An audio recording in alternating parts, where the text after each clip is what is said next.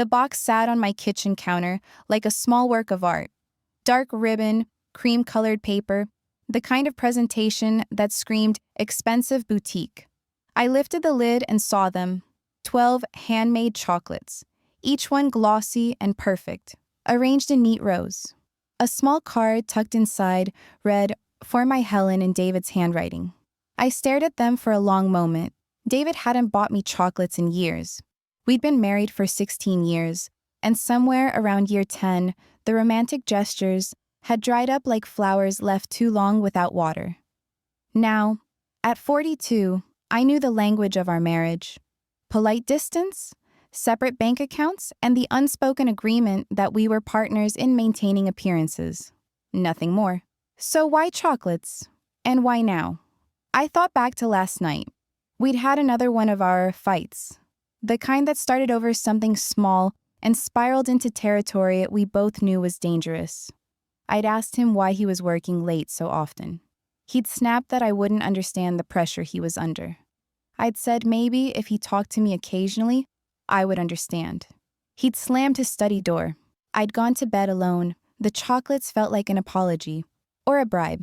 I picked one up, examining the swirl of dark chocolate on top. It looked beautiful. I brought it close to my nose and inhaled. Rich cocoa, a hint of something nutty. My stomach turned slightly, not from the smell, but from the weight I'd been trying to lose for the past 6 months. My doctor had been clear. Lose 20 pounds or start medication for high blood pressure. I'd chosen the former, which meant no chocolate, no matter how beautiful. I set it back in the box and closed the lid with a sigh. Maybe I'd save them for the weekend. Or maybe I'd just throw them away. The gesture felt hollow anyway. The doorbell rang, startling me out of my thoughts. I glanced at the clock. 2:30 in the afternoon. I wasn't expecting anyone. When I opened the door, Rebecca stood on my porch, holding a manila folder. She was 26, blonde, with the kind of effortless prettiness that made me feel ancient. She worked as David's assistant at the law firm, and I'd met her twice, once at the company holiday party, once when she'd dropped off papers for David to sign while he was sick. "Hi, Mrs. Castellano," she said with a bright smile. "Sorry to bother you. Mr. Castellano asked me to bring these contracts by. He said they need to be signed by end of day." "He's not here," I said, perhaps more curtly than I intended. "He's at the office." "I know," she said, and I caught a flicker of something in her expression. Nervousness, maybe, or guilt. "He wanted them here at the house. Something about needing your signature too? For the property refinance?" I hadn't heard anything about a property refinance, but that wasn't unusual. David handled all our finances. I was the one who managed the house, the groceries, the invisible labor that kept our lives running smoothly while he focused on his career. "Fine," I said, taking the folder. "I'll look at them." Rebecca shifted her weight, glancing past me into the house.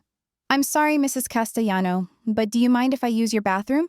I've been running errands all day and I'm desperate." I hesitated, then stepped aside. "Of course.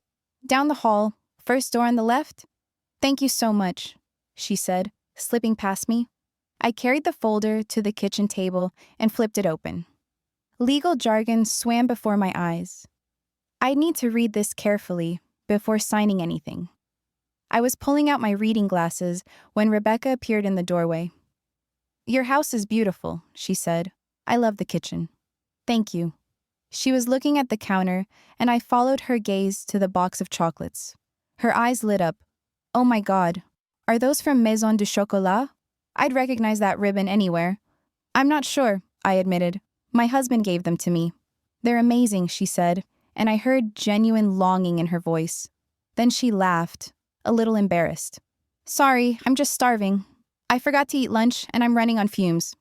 Something softened in me. She was young and overworked and probably underpaid, and I wasn't going to eat the chocolates anyway. "Would you like them?" I asked. Her eyes widened. "What?" "No, I couldn't." "I'm serious," I said, picking up the box and holding it out to her. "I'm on a diet.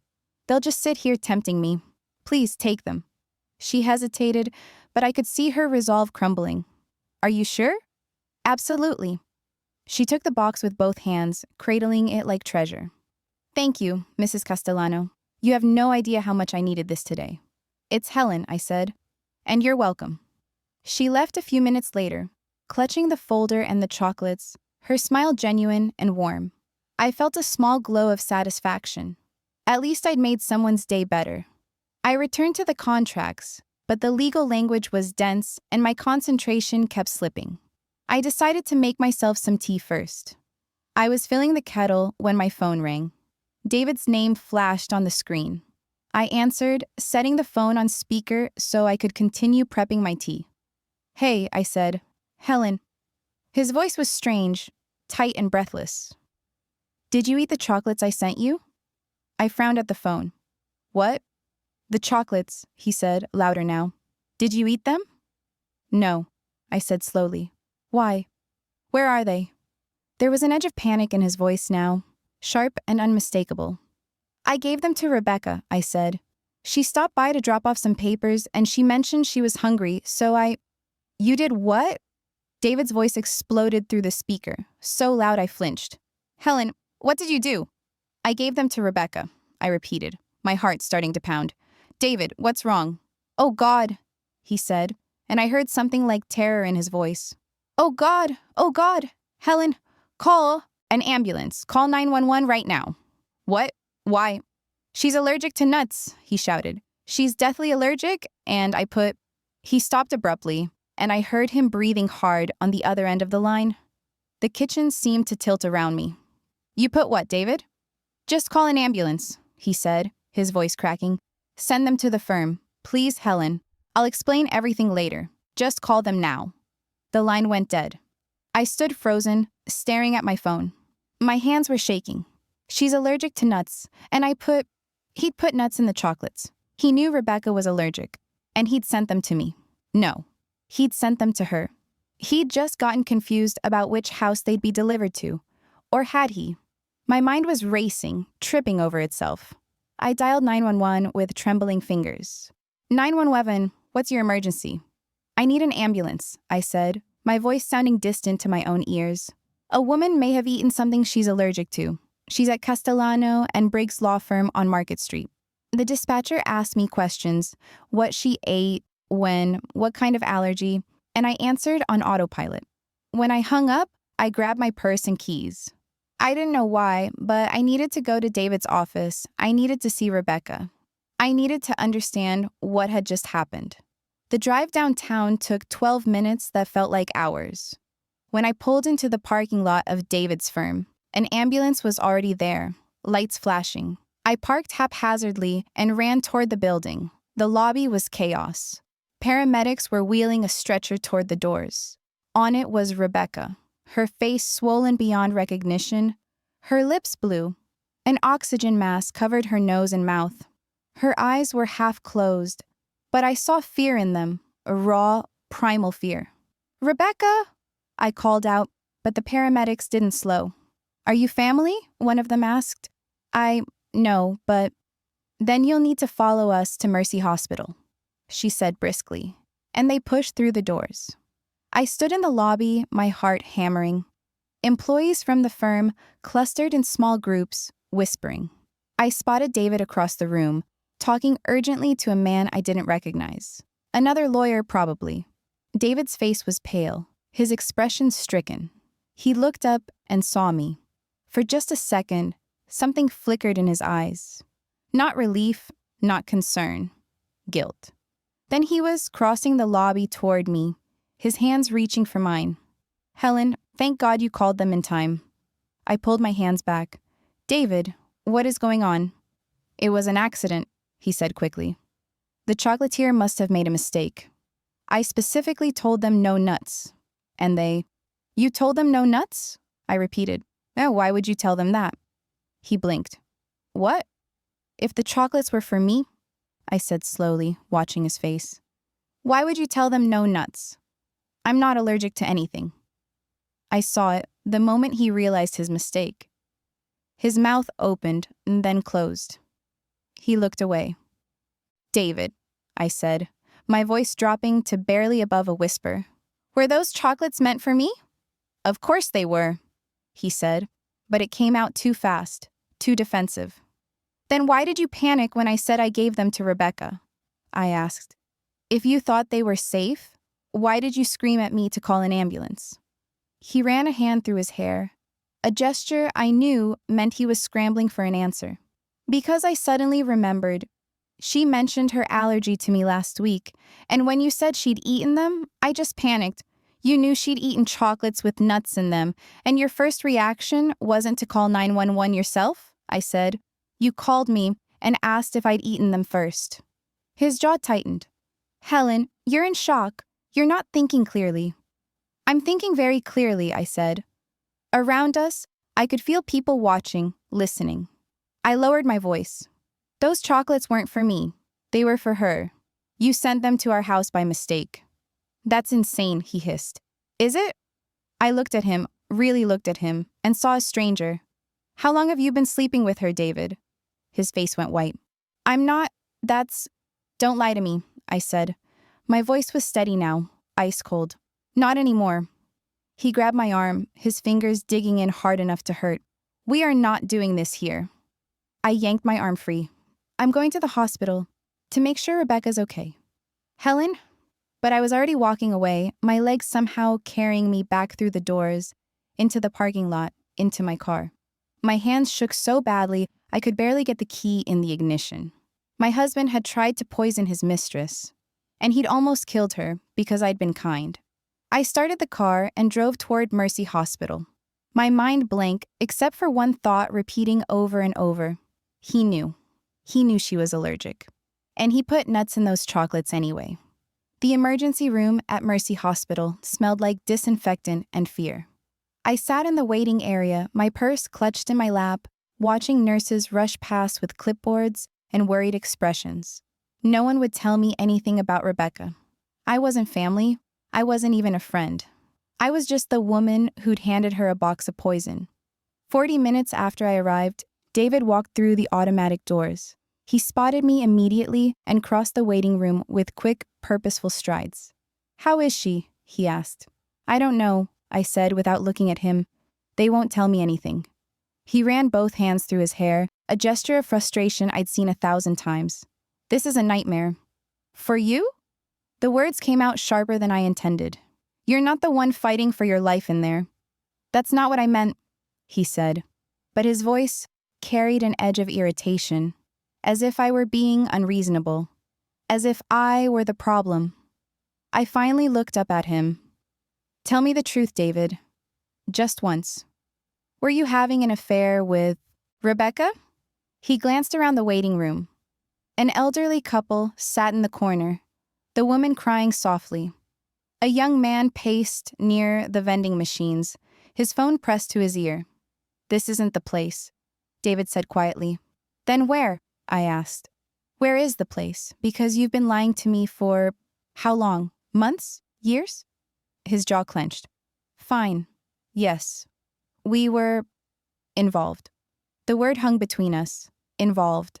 Not seeing each other, not in a relationship. Involved, like she was a project, a transaction. For how long? Does it matter? Yes, I said. It matters to me. He exhaled slowly. 6 months. 6 months. Half a year of late nights at the office, of canceled dinners, of him coming home and barely speaking to me before disappearing into his study. I'd known something was wrong. I'd felt it in the careful distance he maintained, in the way he flinched when I touched him. But I'd convinced myself I was imagining things, that I was being paranoid. Why? I asked, and hated how small my voice sounded. Helen, can we not do this here? Why the chocolates? I pressed. Why would you send her chocolates with nuts in them when you knew she was deathly allergic? His face went carefully blank. I didn't know they had nuts. The chocolatier made a mistake. You're lying, I said. When I told you I'd given them to Rebecca, you said, she's allergic to nuts. And then you stopped. You didn't say the chocolatier put, you said I put. You're misremembering. No, I said. I'm not. Before he could respond, a doctor emerged from the double doors marked authorized personnel only. She was a woman in her 50s, with graying hair pulled into a tight bun and exhaustion etched into the lines around her eyes. "Family of Rebecca Torres?" she called. David stepped forward immediately. We're here for her." The doctor looked between us. "Are you family?" "I'm her employer," David said smoothly. "And this is my wife. We're the ones who called the ambulance." The doctor hesitated, clearly weighing patient privacy against the circumstances. "Ms. Torres is stable," she said finally. "But it was extremely close. Another 10 minutes and we would have lost her. She went into anaphylactic shock. Her throat closed completely." I felt sick. "But she's going to be okay?" "We're monitoring her closely," the doctor said. "She's sedated right now, but she should be able to have visitors in an hour or so. I need to know, what did she ingest?" "Chocolates," I said. "Handmade chocolates. I gave them to her." The doctor's eyes sharpened. "You gave them to her, knowing she had a nut allergy?" "No," I said quickly. "I didn't know. I only found out after she'd already eaten them." "Did the chocolates come with an ingredient list?" "I don't know," I admitted. "My husband gave them to me. I didn't look." The doctor turned to David. "Do you have information about where these chocolates came from? We need to know exactly what she ingested so we can treat her properly." David's face was pale. "They were from a boutique chocolatier. I don't remember the name. I'll have to check my receipts." "Please do," the doctor said. "And quickly. I also need to inform you that we're required to report potential poisonings to the police." "Poisoning?" David said, his voice rising. "It was an accident. A tragic mistake." The doctor's expression didn't change. "Nevertheless, it's protocol. Someone will be here shortly to take statements." She turned and disappeared back through the double doors. David rounded on me the moment she was gone. "You need to be very careful about what you say to the police." "Excuse me?" "You gave her the chocolates," he said, his voice low and urgent. "If you start making wild accusations about me, they're going to wonder why you gave them to her in the first place. They might think you knew about the allergy, that you did this on purpose." I stared at him, my mouth open. "Are you seriously trying to blame me right now?" "I'm trying to protect both of us," he hissed. "Think about it, Helen. How does it look? The wife gives poisoned chocolates to the mistress? They'll think it was you." "But it wasn't," I said, my voice shaking. "It was you. You sent those chocolates. You knew what was in them. You have no proof of that." "I have your phone call," I shot back.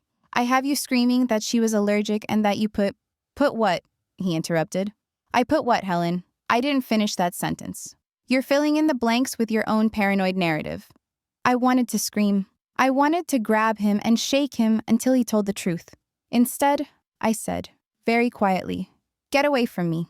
Helen, get away from me." He held my gaze for a long moment, his expression unreadable. Then he turned and walked out of the emergency room without another word. I sat back down, my legs trembling. Around me, the waiting room continued its rhythm of human suffering. The crying woman, the pacing man, a nurse calling out a name. I felt detached from all of it, like I was watching a play from very far away. An hour later, a nurse approached me. "Ms. Torres is awake," she said. "She's asking for Helen Castellano." I followed her through the double doors, down a corridor of curtained exam rooms, to a private room at the end. Rebecca lay in a narrow hospital bed, an IV in her arm, monitors beeping softly beside her. Her face was still swollen, her lips cracked and raw. When she saw me, tears welled in her eyes. "I'm so sorry," I said, the words spilling out before I could stop them. "Rebecca, I'm so sorry. I didn't know." "I know," she whispered, her voice hoarse and damaged. "The nurse told me what happened. You saved my life." I pulled a chair close to her bed and sat down. "How are you feeling?" "Like I was hit by a truck," she said, managing a weak smile. "But alive, thanks to you." "I shouldn't have given you those chocolates," I said. "I should have asked..." "How could you have known?" she interrupted. "I never told you about my allergy. We barely know each other." But David knew, I thought. David knew, and he sent them anyway. "Rebecca," I said carefully, "I need to ask you something, and I need you to be honest with me." She nodded, watching me with those swollen eyes. "Were you and David having an affair?" She looked away, fresh tears spilling down her cheeks. "I'm sorry," she whispered. "How long?" 6 months, she said. "It started at the company retreat last spring. We were both drinking, and it just happened. And then it kept happening. I felt strangely numb hearing her confirm it. Maybe because part of me had already known. Did he tell you he was going to leave me? She nodded miserably. He said your marriage was dead, that you were just staying together for appearances. He said he loved me. Of course he did. Rebecca, did David know about your nut allergy? Yes, she said. I told him on the first time we went to dinner together. He wanted to take me to this fancy restaurant that's famous for their nut-crusted fish, and I had to tell him I couldn't eat there. He was really sweet about it. He made sure everywhere we went after that was safe for me. My heart was pounding. So he definitely knew. Why? She asked, her brow furrowing. What does that have to do with... She stopped, and I watched understanding dawn on her face. Oh my God, you think he did this on purpose? I don't know what to think, I admitted. But Rebecca, when I told him I'd given you those chocolates, he panicked. He said, she's allergic to nuts, and then he stopped himself. Her hand came up to her throat, unconsciously touching the swollen skin. He tried to kill me, she whispered. I don't have proof, I said quickly. It's just... No, she interrupted. Her voice stronger now despite its hoarseness. No, it makes sense. Last week I told him something he didn't want to hear. What? She closed her eyes. I told him I was pregnant. The room seemed to tilt. Oh, Rebecca. I thought he'd be happy, she said, fresh tears streaming down her face. God, I was so stupid. He went completely cold. He said we needed to handle this carefully, that it would complicate things with the divorce. And then he barely spoke to me for 3 days. She opened her eyes, looking at me with dawning horror. And then he sent those chocolates. Did you eat any of them before? No, she said. They're probably still in my car. The whole box. I was going to eat them on my drive home. Rebecca, I said urgently, we need to keep them. We need to have them tested. For what? For whatever David put in them, I said. I need my phone. I stopped because Rebecca was looking past me, her eyes wide with fear. I turned. David stood in the doorway. How long have you been standing there? I asked. Long enough, he said quietly. His eyes moved from me to Rebecca and back again. I can explain. Explain what? I asked. That you tried to murder the mother of your child? His face went white. You don't understand. Then help me understand, I said, rising from my chair. Help me understand why you sent chocolates with nuts in them to a woman you knew was deathly allergic. It was a mistake, he said, but his voice lacked conviction.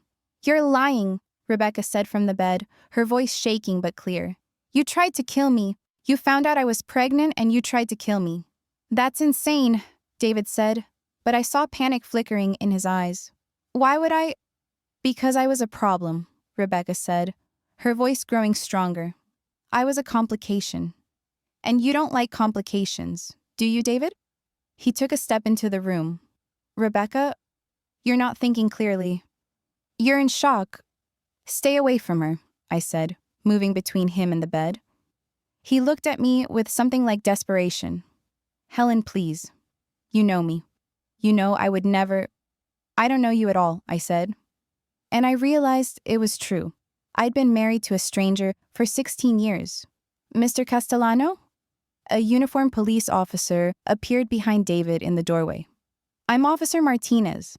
I need to ask you some questions about the incident today. David's mask slipped back into place. The smooth, confident lawyer.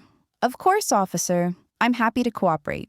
This was a terrible accident, but I'm eager to help in any way I can. As David was led away, I turned back to Rebecca. She was crying silently, her hands pressed over her face. We're going to stop him, I said quietly. I promise you, Rebecca. We're going to make sure he faces what he did. She lowered her hands and looked at me.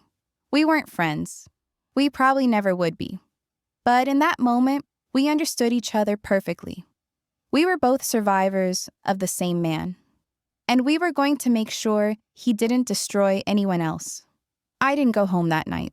The thought of walking into the house I shared with David of sleeping in the bed where he'd lied to me for months, made me physically ill. Instead, I checked into a Holiday Inn off the highway and sat on the edge of the stiff mattress, staring at the wall until dawn. At 7 in the morning, I called my sister. "Helen?" Margot's voice was thick with sleep. "What's wrong?" "Everything," I said, and then the whole story came pouring out. The chocolates, Rebecca, the hospital, David's affair. Margot listened without interrupting, which was unlike her. My younger sister usually had an opinion on everything, delivered with the confidence of someone who'd never been wrong in her life. When I finished, there was a long silence. Then, "That son of a bitch tried to kill her." "I think so," I said, "but I don't know how to prove it." "You need a lawyer," Margot said immediately. "Not a divorce lawyer. A criminal lawyer. Someone who can help you build a case against him." "I don't know any criminal lawyers." "I do," she said. "Remember my ex-boyfriend Marcus? The one I dated in law school? He's a prosecutor now. He can point you in the right direction." "Helen, listen to me. You need to move fast. David's going to try to control the narrative. He's going to make this disappear." She was right. David was a lawyer. He knew how the system worked. He knew how to manipulate it. "There's something else," I said. "Rebecca told me she's pregnant. Was pregnant, I mean. I don't know if, after what happened..." "Jesus Christ," Margot breathed. "Helen, you need to get out of that hotel and go straight to the house. While David's at work, you need to find evidence, emails, texts, receipts, anything that proves he knew about the allergy and bought those chocolates anyway. I can't just go through his things." "Yes, you can," Margot interrupted. "It's your house, too. You have every right. And Helen, you need to protect yourself financially. Check your bank accounts. Make sure he hasn't been moving money around." I hadn't even thought about money. "Why would he do that?" "Because he's smart and he knows he's in trouble," Margot said. "Men like David always have an exit strategy. Don't let him use it." After we hung up, I sat in the hotel room for another 20 minutes, trying to find the courage to do what needed to be done. Finally, I drove back to the house. David's car wasn't in the driveway. I let myself in through the front door and stood in the foyer, listening.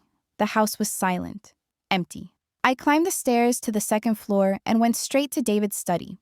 He kept it locked, but I knew where he hid the key.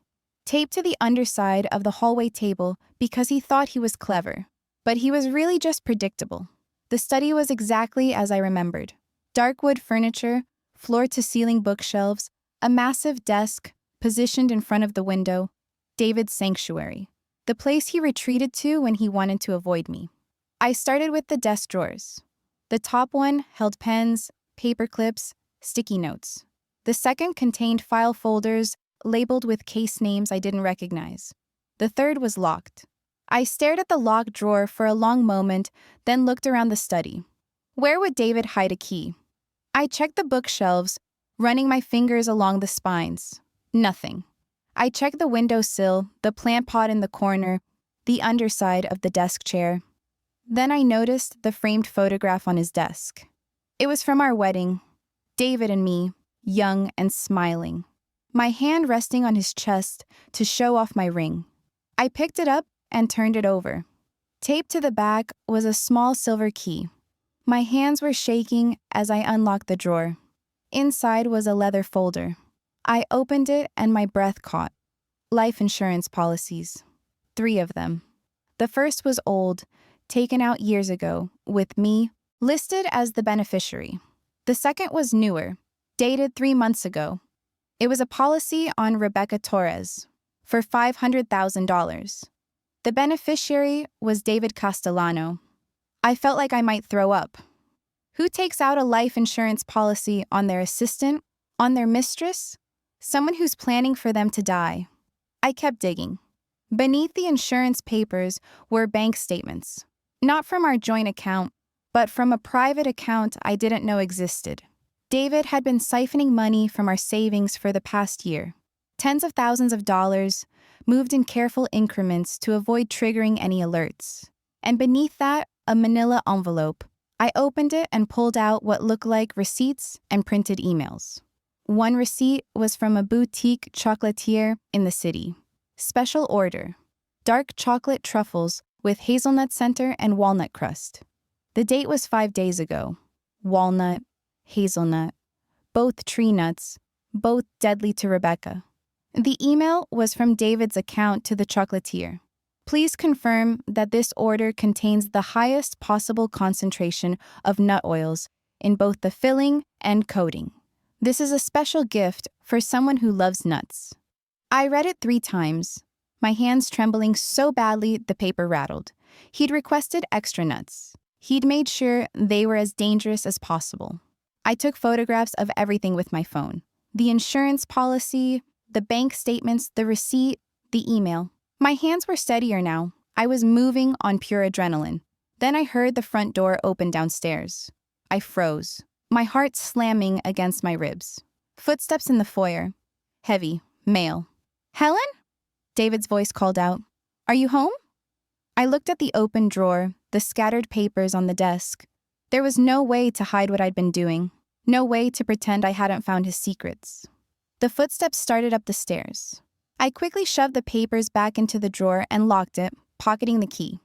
I was standing in the middle of the study when David appeared in the doorway. He looked terrible, unshaven, his shirt wrinkled, dark circles under his eyes. His gaze moved from me to the desk and back again. "What are you doing in here?" he asked quietly. "Looking for the truth," I said. His jaw tightened. "This room is private." "Nothing in this house is private anymore," I said. "Not after what you did." He stepped into the study, and I fought the urge to back away. "Helen, we need to talk. I know you're upset." "Upset?" I laughed, a harsh sound that didn't sound like me. "David, you tried to murder someone." "I didn't," he said, but there was no heat in his denial. He sounded tired. "It was an accident. A terrible, tragic accident." "You took out a life insurance policy on her," I said, watching his face. He went very still. "How do you—" He looked at the desk again, and I saw, the moment he realized I'd been in the locked drawer. "You had no right." "I had every right," I shot back. "I'm your wife. This is my house too. And you're a murderer." "I'm not a murderer," he said, his voice rising. "Rebecca's alive. No thanks to you." He took another step toward me, and this time I did back away. Something changed in his expression. A flash of frustration, maybe even anger. "You don't understand the pressure I was under," he said. "She was pregnant, Helen. She was going to have my child. She was going to destroy everything. Our marriage, my career, my reputation." "So you tried to kill her," I said flatly. "I tried to solve a problem," he said, and the coldness in his voice made my blood run cold. "I made a mistake. I panicked, but I never meant for you to get involved. The chocolates were supposed to go to her apartment, not here. The delivery service messed up the address." I stared at him. "Are you actually confessing this to me right now?"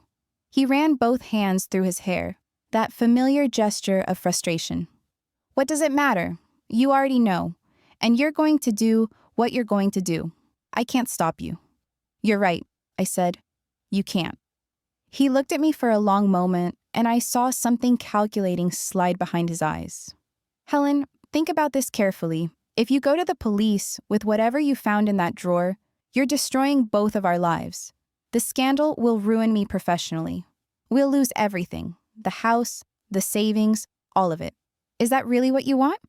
"What I want," I said slowly, "is for you to face consequences for what you did." "I'll deny everything," he said. "It'll be your word against mine. And honey, I'm a very good lawyer. I know how to make juries doubt. I'll paint you as a bitter, jealous wife who's making wild accusations because I had an affair. I'll say you planted evidence. I'll say you're having a breakdown." "I have photographs," I said. His eyes narrowed. "Of what?" "Everything in that drawer.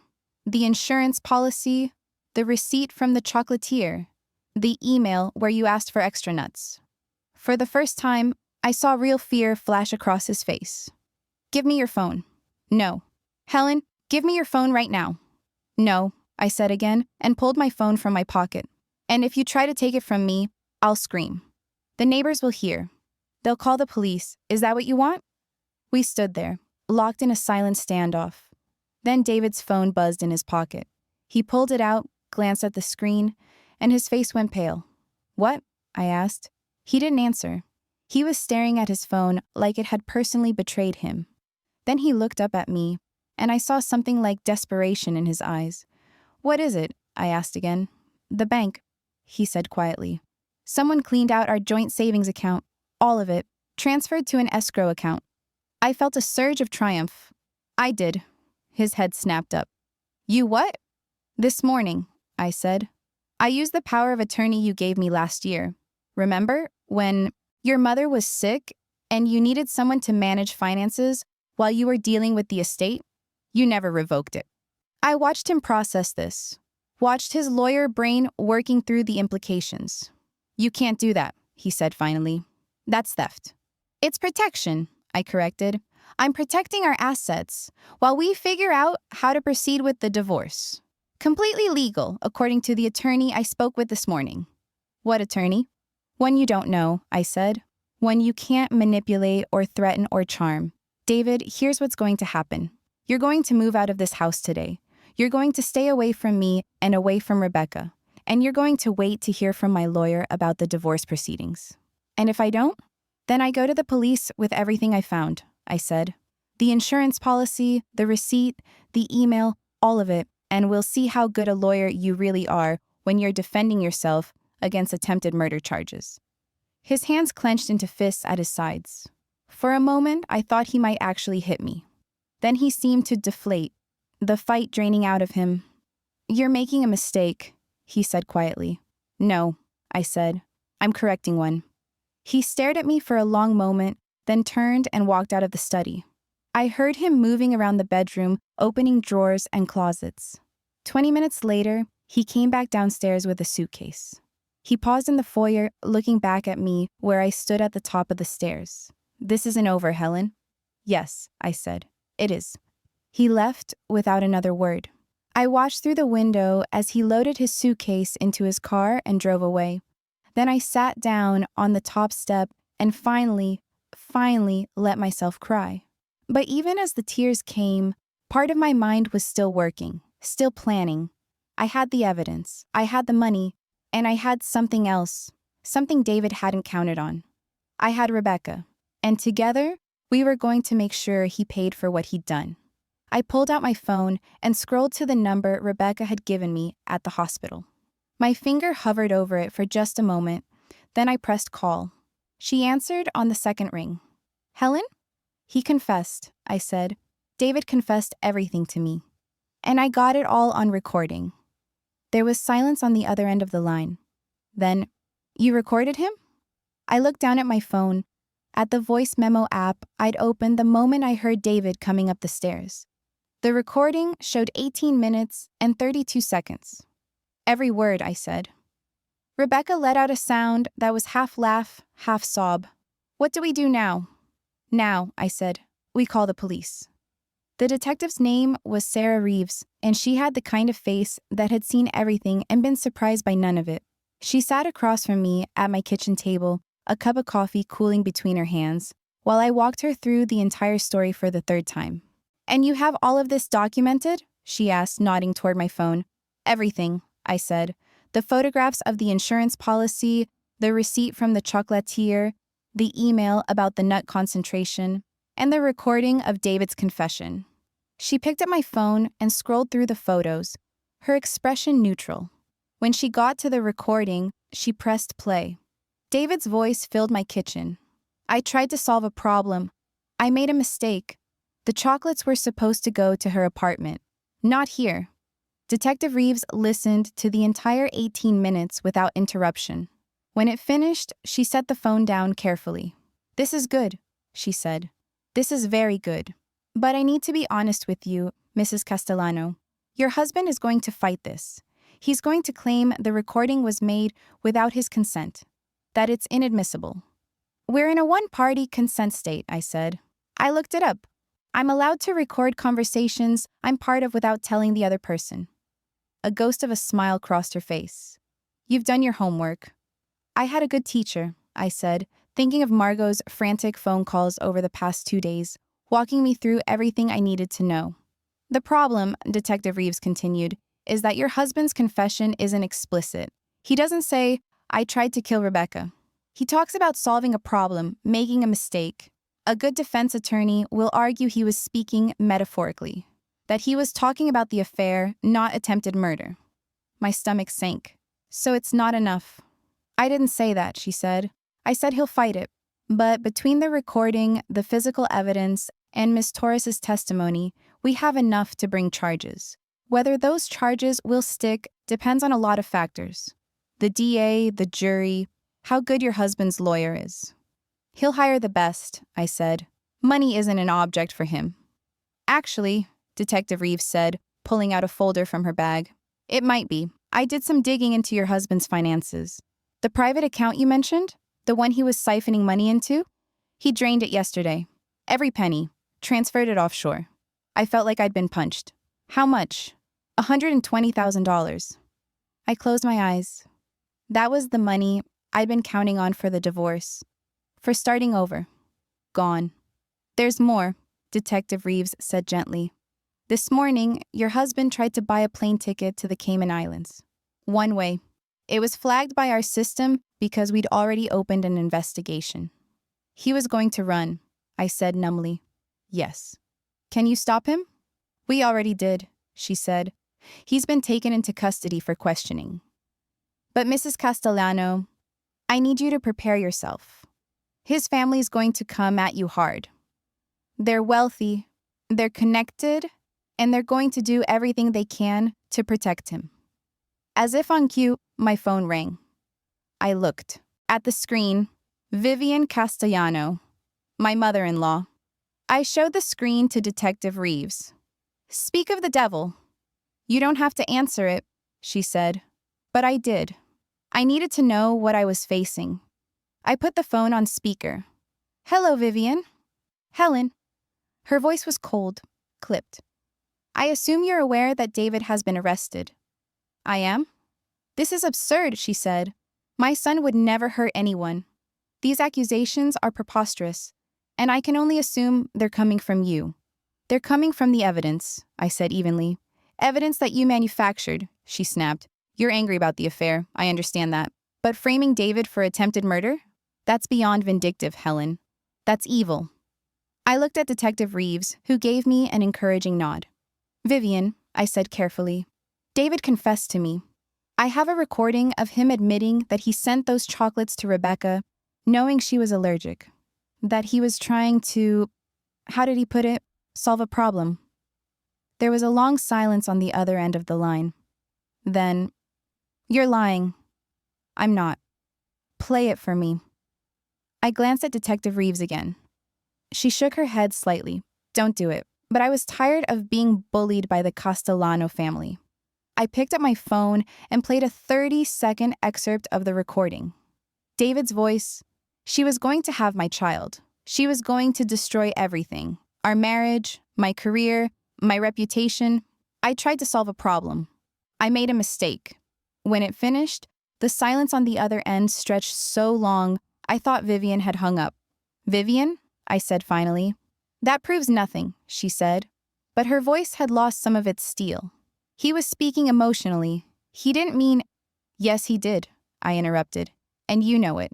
Vivian, your son took out a life insurance policy on his mistress and then sent her poisoned chocolates. He tried to kill her and make it look like an accident so he could collect $500,000. This isn't about me being vindictive.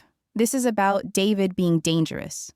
If you pursue this, Vivian said, her voice dropping to something dark and threatening, I will destroy you. I will hire the best lawyers money can buy.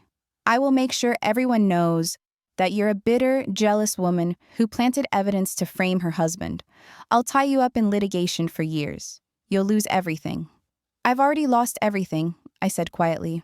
My marriage, my trust, 16 years of my life. What else can you take from me? Your reputation, she said, your dignity. By the time I'm done with you, no one will believe a word you say. You'll be a pariah. Then I'll be a pariah, I said. But your son will be in prison, and that's worth it. I hung up before she could respond. Detective Reeves was looking at me with something like respect. That took guts. That took stupidity, I said, my hands shaking. She's going to make my life hell. Probably, Detective Reeves agreed. But you have something she doesn't. What's that? The truth. The detective left an hour later with copies of all my evidence.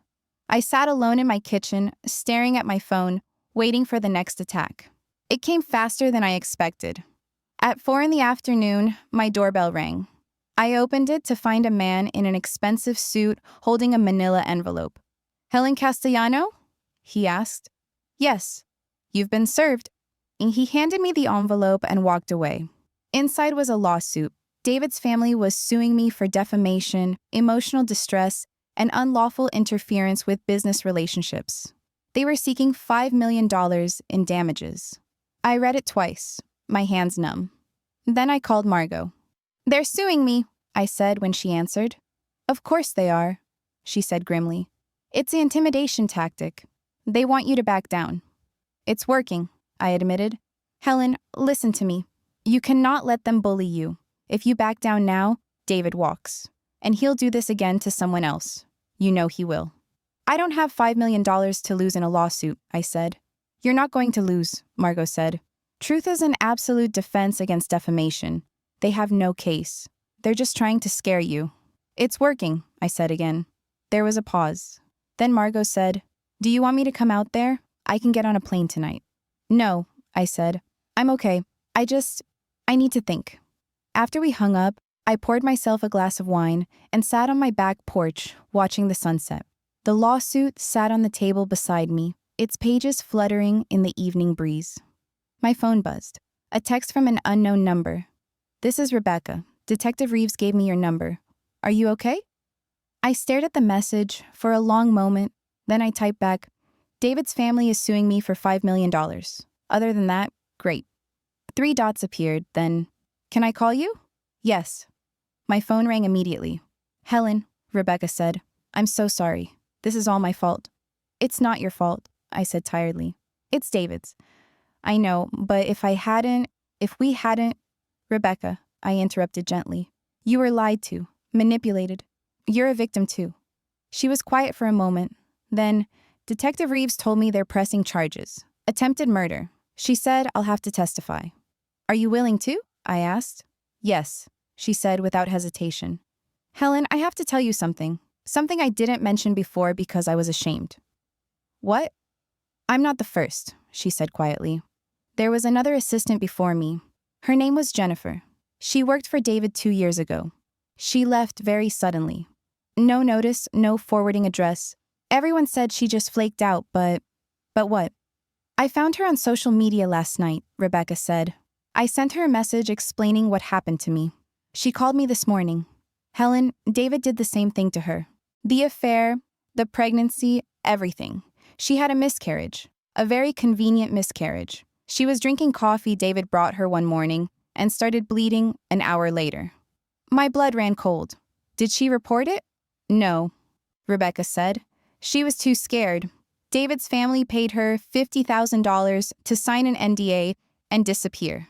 But Helen, she said she'd be willing to testify now, if it would help put him away." I sat up straighter. "Does Detective Reeves know about this?" "I just sent her Jennifer's contact information," Rebecca said. "If we can prove there's a pattern, Helen, we can win this. We can actually win this." For the first time in days, I felt something like hope. "Rebecca," I said, "I need to ask you something. And I need you to be completely honest." "Okay. Are you willing to fight? Really fight? Because the Castellano family is going to come after both of us, with everything they have. They're going to try to tear us apart, turn us against each other, destroy our credibility. It's going to get ugly. Are you prepared for that?" There was a long silence. Then Rebecca said, her voice steady and clear, "He tried to kill me, Helen. He tried to kill me and my baby. Yes, I'm prepared to fight." "Then we fight together," I said. "Together," she echoed. After we hung up, I picked up the lawsuit and read it again. This time, instead of fear, I felt something else. Anger. Clean, clarifying anger. The Castellanos thought they could intimidate me into silence. They thought I'd back down to protect myself. They were wrong. I pulled out my laptop and started drafting an email to the lawyer Margot had recommended. If the Castellanos wanted a war, they'd get one. And I was going to win. The trial was set for 8 weeks later. 8 weeks? That felt like 8 years. David made bail within 48 hours, posted by his mother. The conditions were strict. He had to surrender his passport, couldn't leave the state, and was forbidden from contacting me or Rebecca. He violated the last one within a week. I was at the grocery store, reaching for a box of pasta, when I felt someone behind me. I turned, and there he was, standing at the end of the aisle, his hands in his pockets. "Helen," he said quietly. "Please, just 5 minutes." I looked around for security, for witnesses, for anyone. The aisle was empty. "You're not supposed to be near me." "I know," he said. "But I needed to talk to you, just once. Please." Every instinct told me to walk away, to call the police, to scream. But part of me, the part that had loved this man for 16 years, wanted to hear what he had to say. "5 minutes," I said. "Then I'm calling Detective Reeves." He nodded and took a step closer, though he maintained careful distance. He looked terrible, gaunt, unshaven, his eyes bloodshot. "I'm sorry," he said. "Helen, I'm so sorry for everything. For the affair, for the lies, for all of it. But not for trying to kill Rebecca," I said flatly. His jaw tightened. "I didn't try to kill her. I made a terrible mistake, but I never wanted her dead. You have to believe that." "I don't have to believe anything," I said. "The chocolates were supposed to make her sick," he said, speaking quickly now, the words tumbling out. "Just sick enough to lose the pregnancy. I didn't know she'd have such a severe reaction. I didn't know—" "You knew she was deathly allergic to nuts?" I interrupted. "You ordered chocolates with the highest possible concentration of nut oils. You knew exactly what would happen." "I panicked," he said. "She was going to have my baby. She was going to tell everyone. My career, my reputation, everything I'd worked for would have been destroyed. I just needed the problem to go away." "She's a person, David," I said. "Not a problem." "I know that," he said, but his voice lacked conviction. "I know that now. Helen, I'm going to prison. My lawyer says it's almost certain, and I'll deserve it. But I need you to know that I never meant to hurt you. The affair, it meant nothing. Rebecca meant nothing. You're my wife. I love you." I stared at him, this man I'd shared a life with, and felt nothing. Not anger, not sadness. Just a vast, empty distance. "You don't love me," I said. "You don't even know what love is. Love isn't control. It isn't manipulation. It isn't trying to murder someone because they're inconvenient." "Helen, your 5 minutes are up," I said, pulling out my phone. "If you're not out of this store in 30 seconds, I'm calling the police." He looked at me for a long moment, and I saw something crack in his expression, some final surrender. Then he turned and walked away. I stood in the pasta aisle, my hands shaking, until a store employee asked if I was okay. I lied and said yes, paid for my groceries, and drove home in a daze. Detective Reeves came by that evening after I called to report the contact. "He's desperate," she said. "Desperate people do stupid things. From now on, I want you to be extra careful. Don't go anywhere alone. Vary your routine. If you see him again, don't engage. Just call me immediately." "You think he'd hurt me?" I asked. "I think he's facing life in prison and has nothing left to lose," she said. "So yes, I think he might." The weeks crawled by. Rebecca and I met several times with the district attorney, a sharp woman named Patricia Monroe, who had a reputation for winning impossible cases. She walked us through what to expect at trial, how David's defense would try to attack our credibility, how the media would probably paint me as a scorned wife, and Rebecca as a homewrecker. "They're going to make this ugly," Patricia warned. "They're going to bring up every mistake you've ever made, every bad decision, every moment of your lives you'd rather forget. You need to be prepared for that." "I'm prepared," Rebecca said, but I heard the tremor in her voice. Jennifer, the previous assistant, was less certain. I met her for coffee 3 weeks before the trial, and she looked haunted, thin and pale, with dark circles under her eyes that spoke of sleepless nights. "I don't know if I can do this," she admitted, stirring her coffee without drinking it. "The NDA I signed, if I violate it, the Castellanos can sue me for everything. I'll lose my house. My savings, everything. The DA says NDAs can't be enforced if they're covering up a crime, I told her gently. That's what she says, Jennifer said. But what if she's wrong? What if I testify and then get sued anyway? I have a daughter now, Helen. I can't risk losing everything. I understand, I said, and I did. She'd already been victimized once by David and his family. I couldn't ask her to sacrifice herself again. But Patricia was counting on Jennifer's testimony to establish a pattern of behavior. Without it, the case was weaker. Still winnable, she assured us, but weaker. 2 weeks before trial, Vivian Castellano called me again. Helen, she said, her voice different now, tired, defeated. I'd like to meet with you, in person, just the two of us. Every red flag in my brain went up. Why? Because I want to make you an offer, she said. I'm not interested in $2 million, she interrupted, tax-free, in exchange for dropping the charges and signing an NDA. David will plead guilty to reckless endangerment. He'll serve 2 years maximum security, followed by probation. Everyone moves on with their lives. I was silent, my mind racing. Helen, please, Vivian said, and for the first time since I'd known her, she sounded almost human. He's my son, my only child. I know what he did was wrong. I know he deserves to be punished. But attempted murder? A life in prison? Helen, I'm begging you. Take the money. Let him plead to a lesser charge. Give us both a chance to move forward. I need to think about it, I heard myself say. You have 24 hours, Vivian said. After that, the offer expires. And Helen? I'm sorry. I'm sorry for threatening you. I was trying to protect my son, but I'm sorry. She hung up before I could respond. I sat on my couch, staring at my phone, my thoughts in chaos. $2 million. Financial security for the rest of my life. And David would still go to prison, would still be punished. But it wasn't enough. 2 years for attempted murder? For trying to kill Rebecca and her baby? For what he'd done to Jennifer? My phone rang. Rebecca. Did Vivian call you too? She asked. Yes, I said. Did she make you the same offer? Same numbers, same terms, Rebecca confirmed. Helen, I don't know what to do. $2 million. I could pay for my medical bills, go back to school, start over. But it feels like we'd be letting him get away with it. He'd still go to prison, I pointed out. For 2 years, she said bitterly. He tried to kill me, Helen. He tried to kill my baby. 2 years isn't justice. No, I agreed. It's not. We were both quiet for a long moment. Then Rebecca said, Jennifer called me this morning. She said she can't testify. The risk is too great for her family. Without her testimony, Patricia says we can still win, I said. But it's not certain, Rebecca said. Helen, what if we go to trial and lose? What if David walks away completely free? At least with this deal, he goes to prison. We get some justice, even if it's not perfect. And the money? I asked. The money would change my life, she admitted. But I don't want to make this decision alone. We're in this together.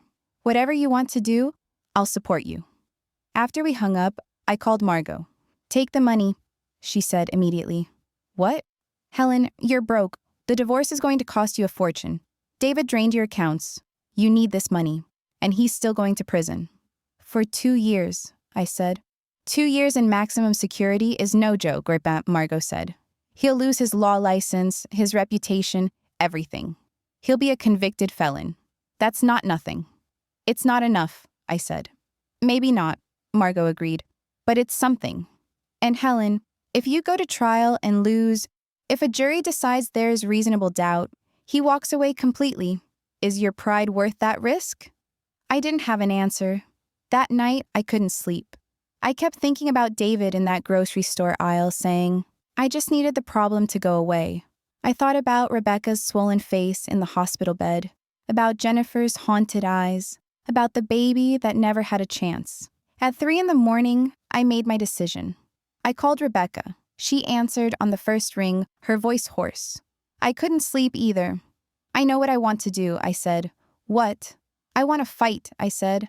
I want to take this to trial. I want a jury to hear what he did. I want justice, Rebecca. Real justice, not a plea deal that lets him off easy. There was a long silence. Then, okay. Okay? Okay, she said again, stronger now. Let's fight. Let's make him face what he did. Even if we lose? I asked. Even if we lose, she confirmed, because at least we'll know we tried. At least we'll know we didn't let him buy his way out of this. The next morning, I called Vivian. I'm declining your offer, I said simply. Helen, please reconsider. No, I interrupted. Your son tried to murder 2 women. He deserves to spend the rest of his life in prison. And I'm going to make sure he does. I hung up and blocked her number. 2 weeks later, I walked into a courtroom for the first day of trial. Rebecca sat beside me on one side, Patricia Monroe on the other. Across the aisle, David sat with his defense team, 3 lawyers in expensive suits who looked like they ate witnesses for breakfast. The judge entered and everyone stood. As we sat back down, I caught David's eye. He looked at me with something like pleading, like he was still hoping I'd change my mind. I looked away. Patricia leaned over and whispered, "Are you ready?" I thought about everything that had led to this moment. The chocolates, the hospital, the lies, the threats. I thought about Rebecca nearly dying, about Jennifer being paid to disappear, about the baby that never was. Yes, I said. I'm ready. The judge banged her gavel. The state versus David Castellano. Will the prosecution please make their opening statement? Patricia stood, smoothed her jacket, and walked to the center of the courtroom. Your Honor, ladies and gentlemen of the jury, she began. This is a case about a man who decided that murder was easier than taking responsibility for his actions. And so it began. The trial lasted 6 days that felt like 6 months. I sat through testimony after testimony, medical experts explaining anaphylactic shock, the chocolatier who confirmed David's special order with extra nut concentration, the forensic accountant who detailed the secret life insurance policy. Rebecca testified for 3 hours, her voice steady even as David's lawyers tried to paint her as a gold digger who'd seduced a married man. Isn't it true that you knew Mr. Castellano was wealthy when you began the affair? The defense attorney asked, his tone dripping with implication. I knew he was a lawyer, Rebecca said calmly. I didn't think about his bank account. I thought about the fact that he told me he loved me. And when you learned you were pregnant, didn't you see an opportunity to secure your financial future? No, Rebecca said, meeting his eyes. I saw an opportunity to have a family with the man I loved. I didn't know he was going to try to kill me instead. The courtroom went silent. Even the defense attorney seemed momentarily stunned. When it was my turn to testify, I walked to the witness stand with my hands clasped to keep them from shaking. Patricia led me through the entire story. The chocolates, David's panicked phone call, finding the evidence in his study, the recording of his confession. Then it was the defense's turn. David's lead attorney was a man named Richard Hartford, silver-haired and smooth as silk. He approached the witness stand with a sympathetic smile that made my skin crawl. Mrs. Castellano, he said gently, you must have been devastated when you learned your husband was having an affair. Yes, I said. Angry even? Yes. Angry enough to want revenge? I saw where he was going. I wanted the truth, not revenge. But isn't it true that you went through your husband's private papers without permission?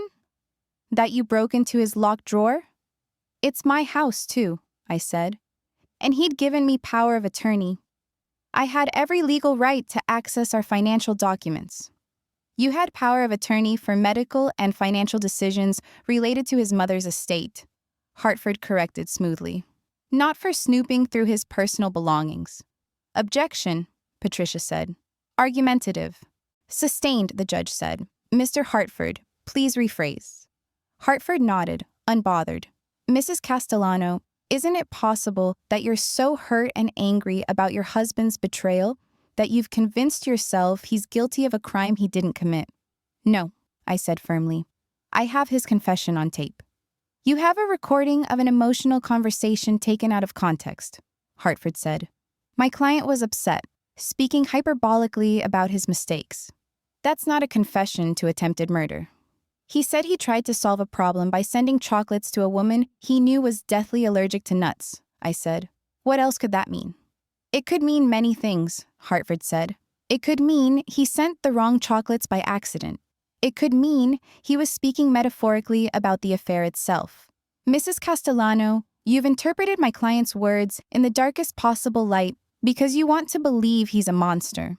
But wanting something to be true doesn't make it true. I looked past Hartford to where David sat at the defense table. He was watching me with an expression of carefully crafted remorse, like he'd practiced it in a mirror. He is a monster, I said quietly, and I don't have to want it to be true. It just is. The jury deliberated for 11 hours. I sat in the hallway outside the courtroom with Rebecca, neither of us speaking. Patricia had warned us this was a complicated case. The evidence was strong, but circumstantial. The recording was powerful, but not definitive. It could go either way. What if we lose? Rebecca whispered at one point. Then we lose knowing we tried, I said. But inside, I was terrified. At 4:30 in the afternoon, the bailiff emerged. Juries reached a verdict. We filed back into the courtroom. David didn't look at me. He stared straight ahead, his jaw tight, his hands folded on the table in front of him. The judge entered, and we all stood. Has the jury reached a verdict? The jury foreman, a middle-aged black woman in a blue sweater, stood. We have, Your Honor. On the charge of attempted murder in the first degree, how do you find? The courtroom held its breath. We find the defendant guilty. The word guilty seemed to echo in the sudden silence. Then the courtroom exploded, reporters rushing for the doors, David's family crying out in protest, Patricia squeezing my hand so hard it hurt.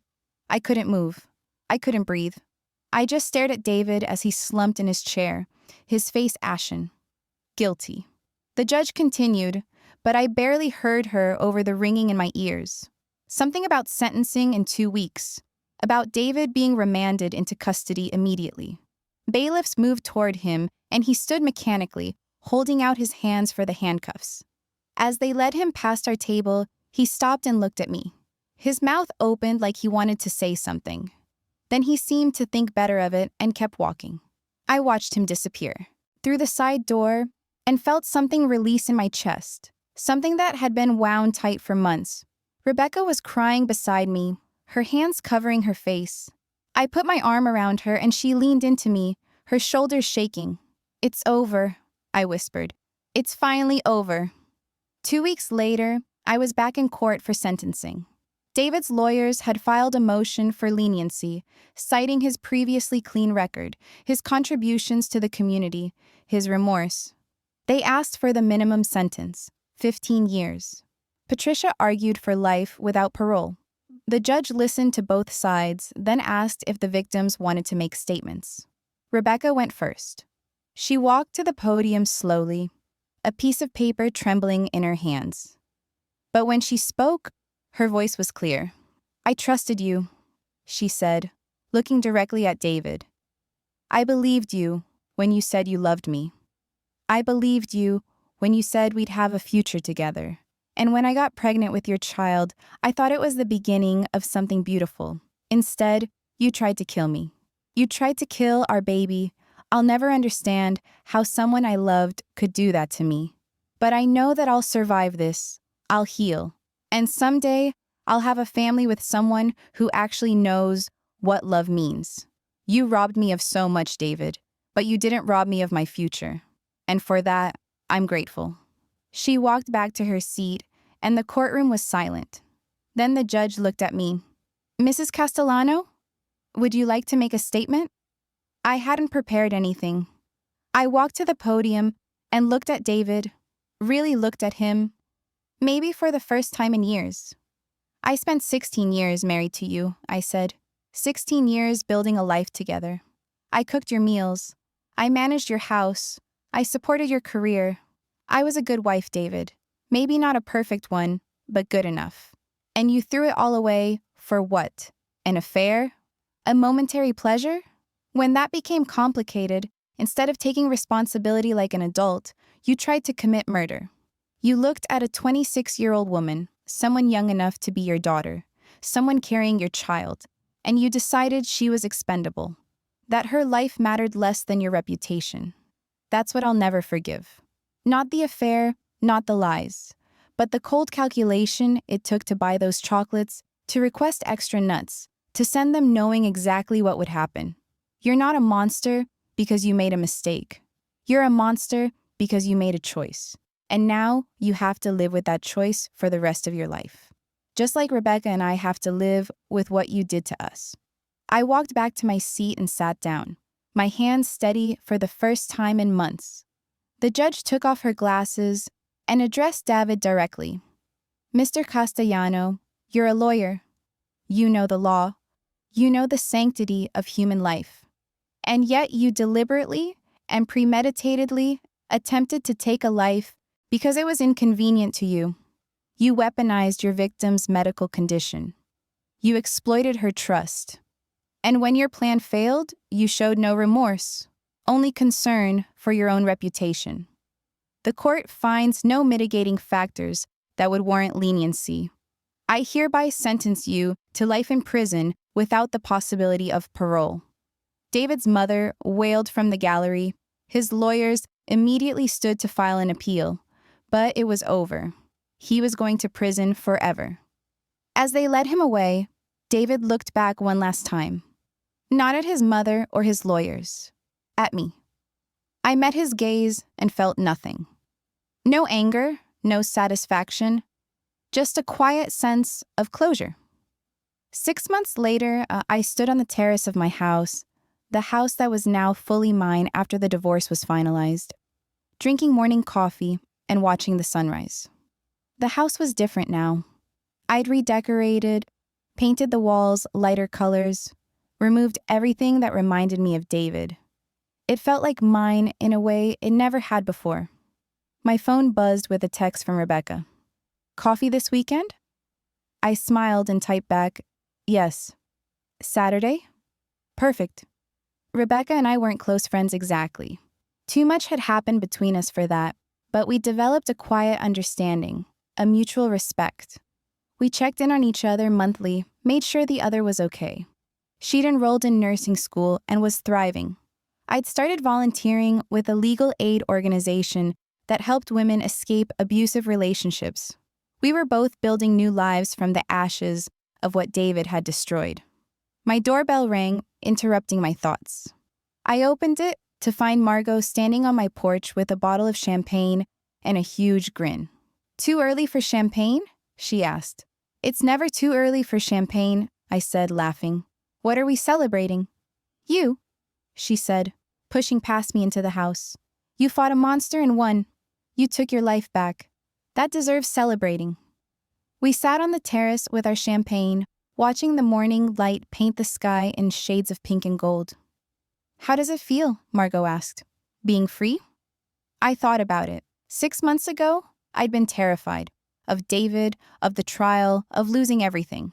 Now I was sitting in my own house, financially secure from the divorce settlement and the lawsuit I'd won against David's family for harassment, building a life that was entirely my own. It feels like waking up, I said finally. Like I've been asleep for years and I'm finally awake. Margot raised her glass. To waking up. To waking up, I echoed, and we clinked glasses. Later that afternoon, I was in the kitchen when I noticed a small box on the counter. For a second, my heart stopped, but then I saw it was from the local chocolatier I'd been supporting, the one run by a nice woman named Maria, who always remembered my name. I opened it and found 4 beautiful, dark chocolates and a note. Thank you for your support. Enjoy, Maria. I picked up one of the chocolates, examining it carefully. It was perfect, glossy and smooth, exactly like the ones David had sent months ago. But these were safe. These were kind. And these were from someone who made chocolates to bring joy, not death. I bit into it slowly, letting the rich, dark chocolate melt on my tongue. It was delicious. I finished the chocolate and smiled. Revenge, I decided, didn't taste sweet at all. But freedom? Freedom tasted like the richest chocolate in the world. And I was finally free.